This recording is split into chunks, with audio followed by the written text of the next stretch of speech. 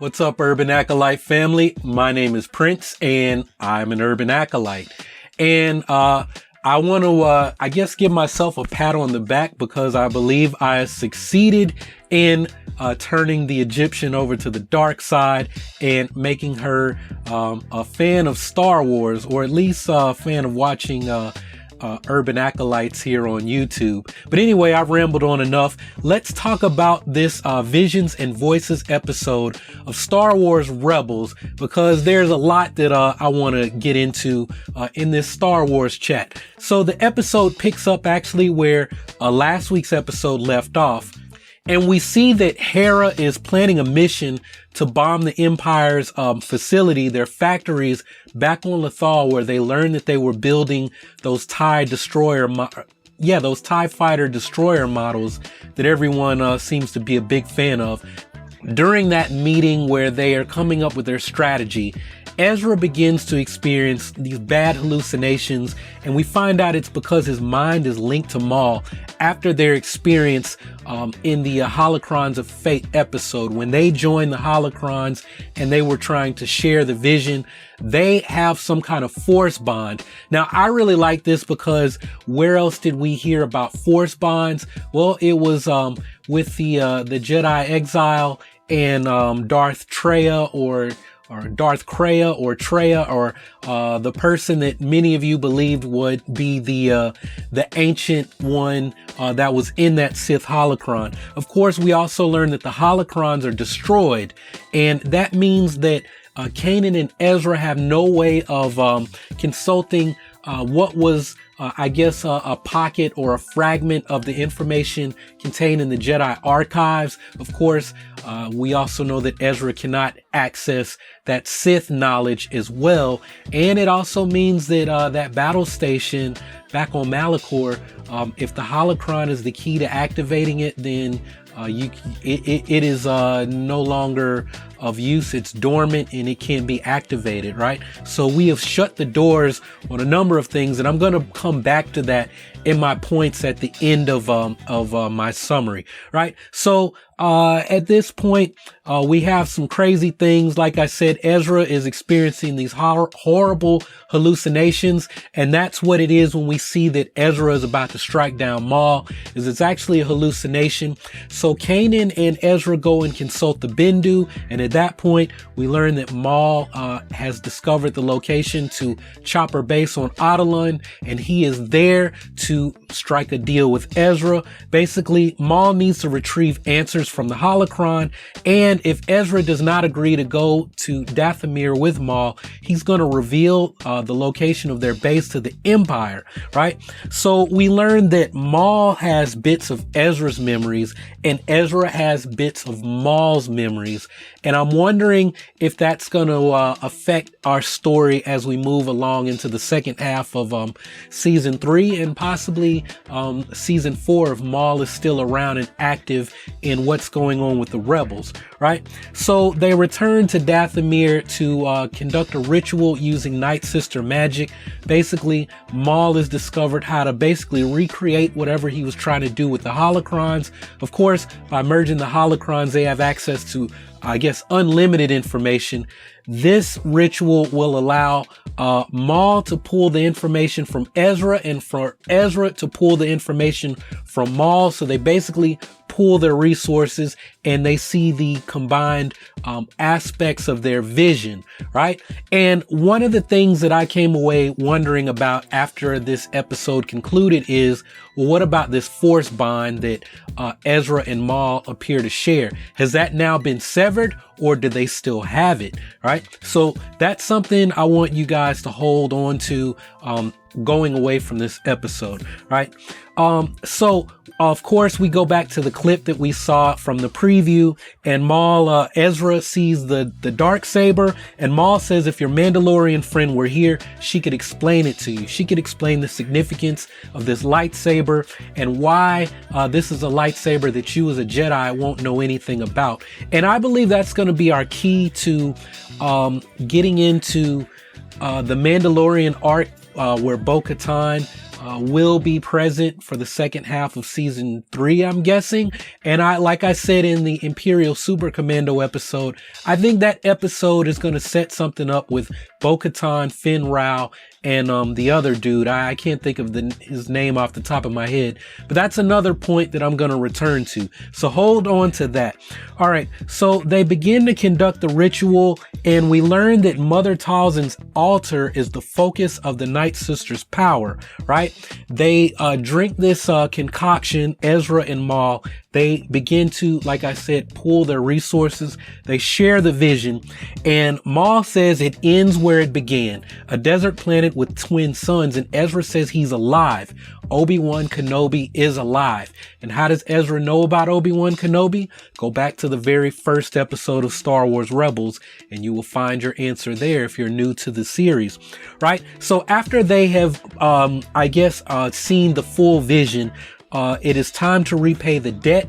The spirits of the Night Sisters must be compensated with flesh and blood for the use of their magic. So these spirits emerge from the altar, and it's time to pay up. It's time to pay the piper, right? And this is a new element that I didn't know about when it comes to the Night Sisters shamanistic practices, right? And I didn't get a chance to post my Night Sister magic video before I saw this episode. I still plan to do that. I'm going to try to get it out to you guys tomorrow.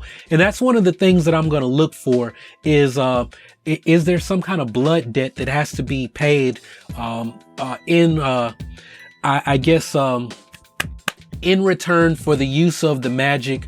Is Mother Talzin out snatching bodies? And I may have to go back and look at the episode with Mace Windu and Jar Jar when they take on Mother Talzin, right?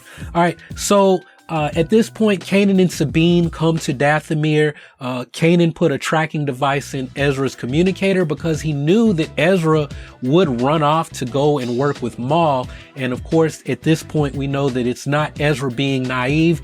He does it to save the rebellion, to save Phoenix Squadron, to preserve the secrecy of Chopper Base, right? They don't want the Empire to know what they're doing on Autolun. They don't want to have to move and start over if they relocate, because Kanan said, look, Ezra, we can always pack up and leave. And Ezra was like, no, I'm going to do this to play my part in protecting what we're building. So at this point, Ezra is fully in. He's all in with this rebellion, with stopping the Sith, with doing, making the necessary sacrifices, even if it includes his life, which we see in this episode. This episode, basically, my impressions of Ezra have changed. I thought that he would turn to the dark side totally. Then I thought maybe he would walk this line of light and dark. I'm not going to say that he's going to be fully light and this awesome Jedi. He could, and I'm going to give a reason for why I think that's possible. But I think as far as Ezra's intentions, his desire to be a hero, to make the necessary sacrifices, the selfless part of being a Jedi, it is all there. I saw it in this episode, and I hope, of course, Ezra takes one step forward and 2 steps back. But I think that his heart, his mind, his intentions are in a good place. All right, so let's get back to this. All right, so I really liked the as Kanan and Sabine show up and they're possessed by the Night Sister spirits.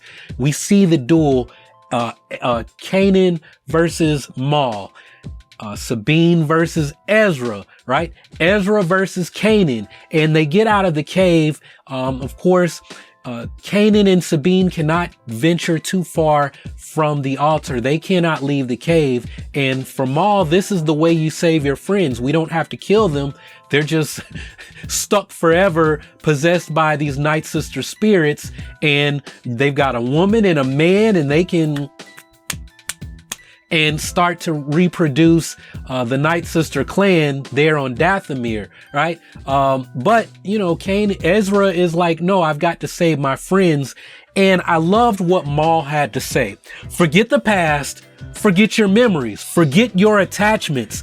Our destinies are forged together on the planet with twin suns. Ezra, become my apprentice. I can lead you to what you want. We can unlock the secret to destroying the Sith, right? And I'm gonna, I'm just gonna go straight to my takeaway points, because I don't think that Maul wants to get his revenge against Obi-Wan. Like, I think he's moved on. But I think that the Sith have taken everything away from Maul. They took his power base. They took the Black Syndicate or whatever he was trying to build. They took his family. They took his mother. They have wiped Dathomir completely clean, right? I'm guessing that in Maul's comic where we saw the end of Mother Talzin, it's the last son of Dathomir.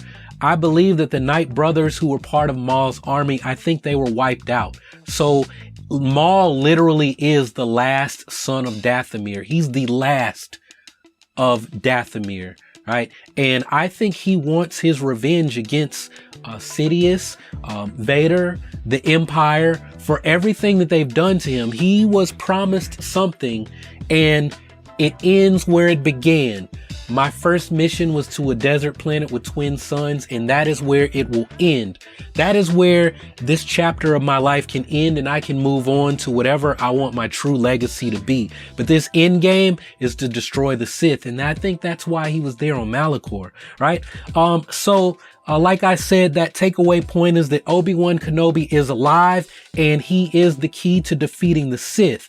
Ezra knows about Obi-Wan from Kanan's holocron when he unlocked it in the very first episode of Star Wars Rebels. And why is Maul seeking Obi-Wan Kenobi? Like I said, because I believe that he wants to defeat the Sith. He wants his revenge. And as a Darksider, revenge, it's all about revenge, revenge, revenge. It's not the return of the Jedi, the return of the Night Clans of Dathomir. It is the revenge of Maul.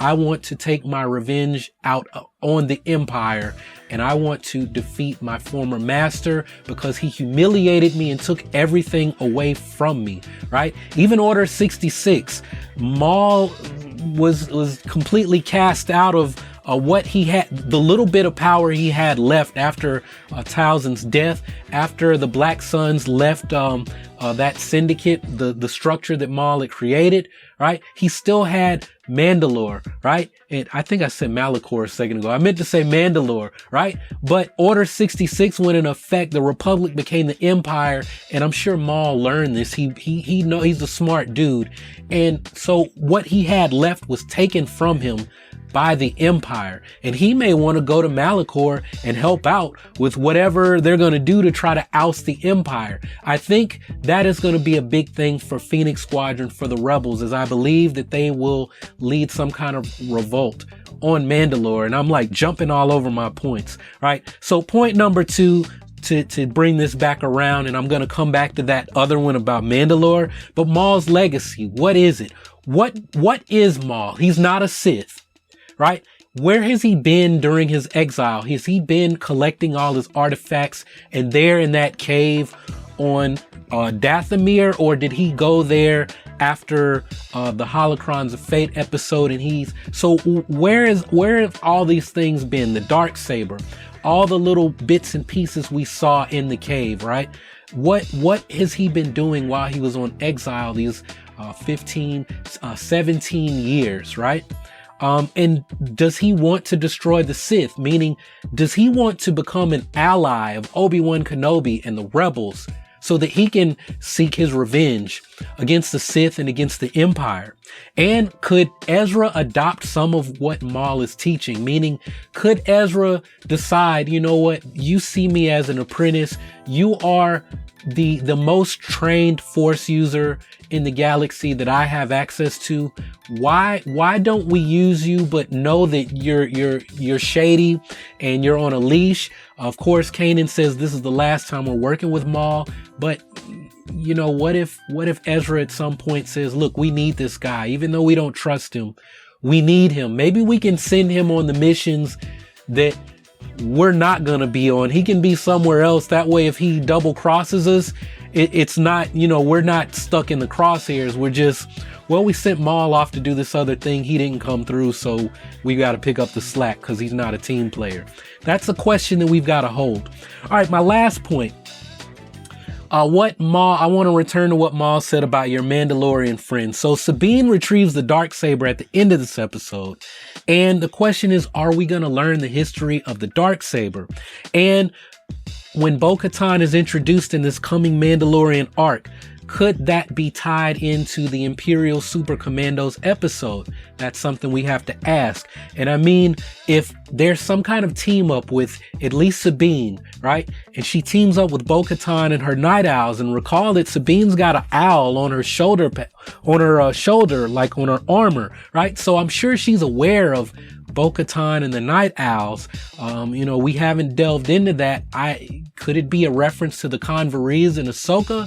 It's possible, but that Convery is an owl, a night owl, and we know that Dave Filoni likes owls and wolves. All right, so I mean, could there be some kind of team up with the Night Owls, Bo-Katan, and Finn Rao, and any other Mandalorian allies who are not happy with Gar Saxon in that structure that was left in place on Mandalore by the Empire, with the Empire in control of Mandalore, right? Could Sabine use the Darksaber to unite these people under what I called the People's Champion, the People's version of Mandalore, right? And I even think that the artwork that Thrawn had, and I said I'm going to do a video on that, I haven't forgotten, with what we think might be Mandalore the Ultimate, or I'm just going to say Mandalore,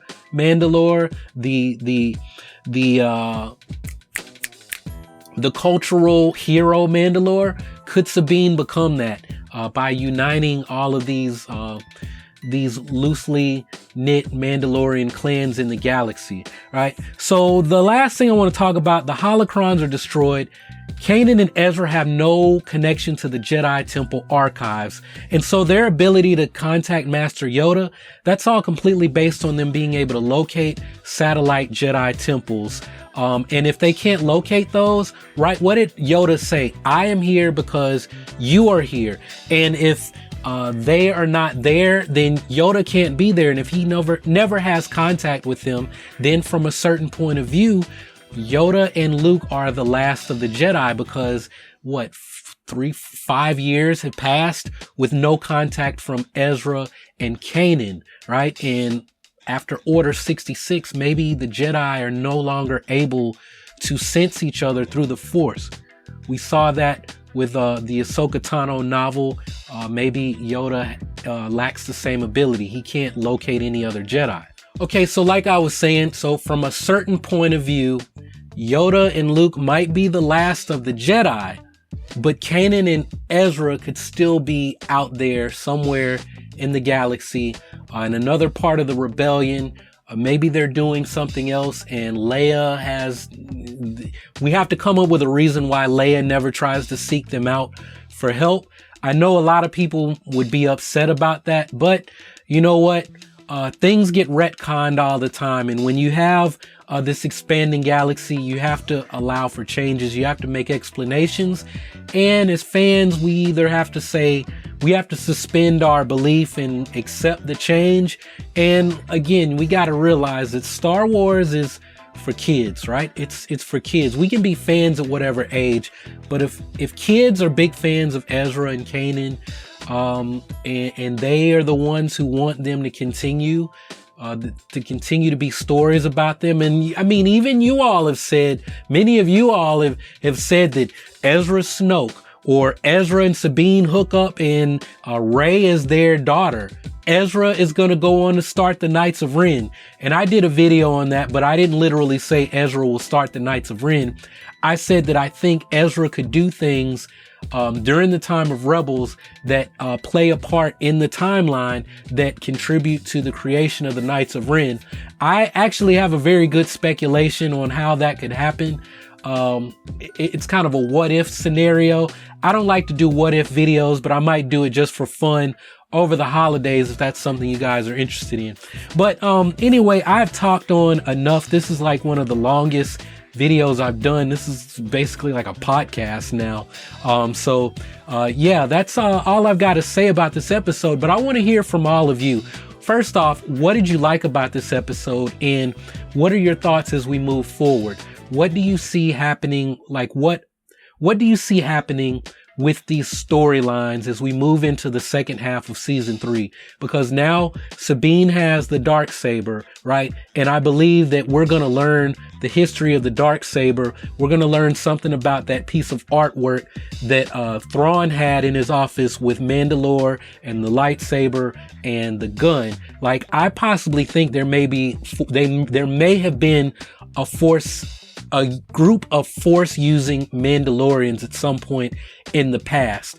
That's just, I just have a feeling about that. I'll talk about that in the video that I do on Thrawn's artwork, and it's not based on anything in the canon or legends. Of course, I don't know if there is. It might be. I'm not saying I know. It's just a feeling that I have. I could be wrong, but I'll talk about it later. Again, we've got everything that's going on with Thrawn. Thrawn trying to destroy the Rebellion and Phoenix Squadron. We've got those proton bombs that they found in the Winkathu job. They're going to go and bomb the factory on Lothal. So we've got that to look forward to. And then what's going to happen with this search, this race to find Obi-Wan Kenobi, right? So moving into the second half of the season, we've got the Mandalorian arc, we've got the battle against Thrawn, and part of that is going to start with getting rid of those TIE destroyers on Lothal. We've got the race for Obi-Wan Kenobi. So 3 big major arcs that we've got to either wrap up or progress, that I imagine some of them will continue on to season 4. So what, out of all of those, what are you looking forward to? And if I missed one, let me know down below.